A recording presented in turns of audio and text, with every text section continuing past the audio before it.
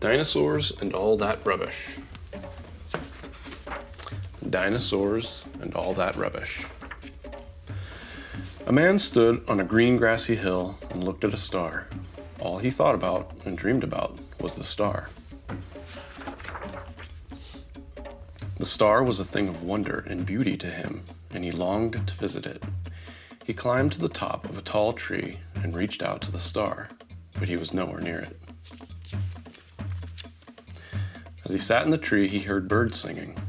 Soon the trees were filled with birds of all kinds and colors. Some of the birds flew up in the sky, nearer to the star.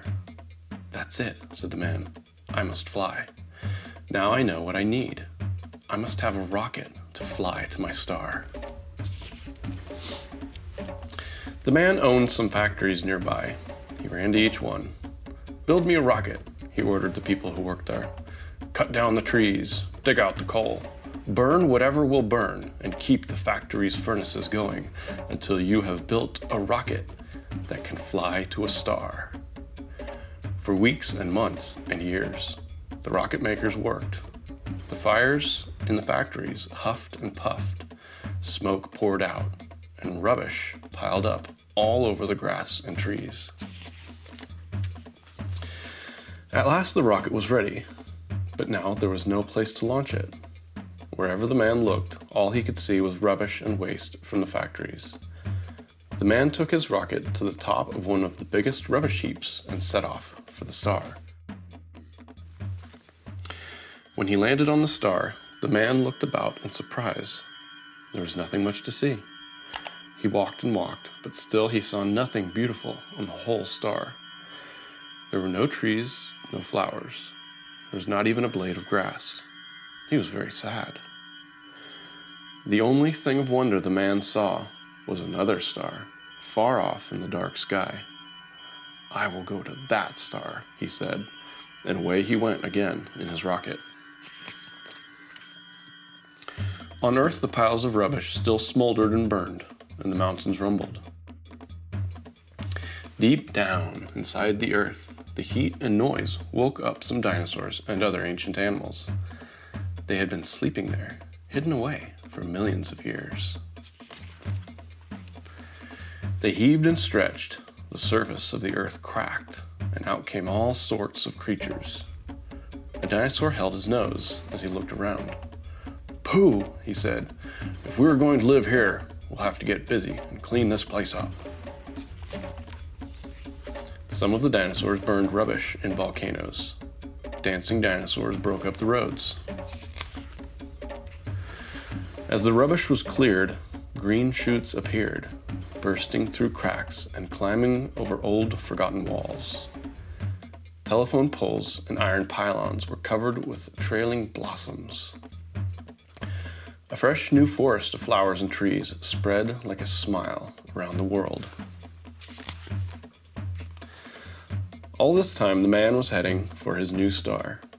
But what he did not know was that this star was really the very same Earth he had once left behind him. He landed in a jungle alive with green plants and tall trees, sweet with the scent of flowers, and filled with the song of birds. It was a place of wonder and beauty. "At last," he said, "I have found my star." "Whose star?" asked the biggest dinosaur. "Mine," said the man. "Rubbish," said the dinosaur. "Rubbish yourself," shouted the man. "You can't talk to me like that. You don't think it's yours, do you? Why, with a head as small as yours, you couldn't possibly have brains enough to look after this star." "As a matter of fact, our heads are almost the same size," replied the dinosaur. "But my heart is much bigger than yours. And if you had been ruled by your heart instead of your head, you would not have ruined this beautiful place when you lived here before." "I ruined it?" said the man. "You mean this is Earth?" "Yes, it is," said the dinosaur.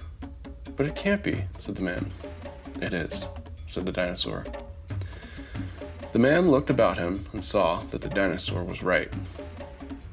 "Please, may I have a small part of it back?" he asked. "Please? Just a hill or a tree, or a flower? No, said the dinosaur. Not a part of it, but all of it. It is all yours, but it is also all mine. Remember that. This time the earth belongs to everyone. Not parts of it to certain people, but all of it to everyone. To be enjoyed and cared for. Yes, everyone, sang the birds and the cats and the mice and the mammoths, the serpents, the dodos and the apes. Everyone, came the chorus from all living things. Everyone, everyone.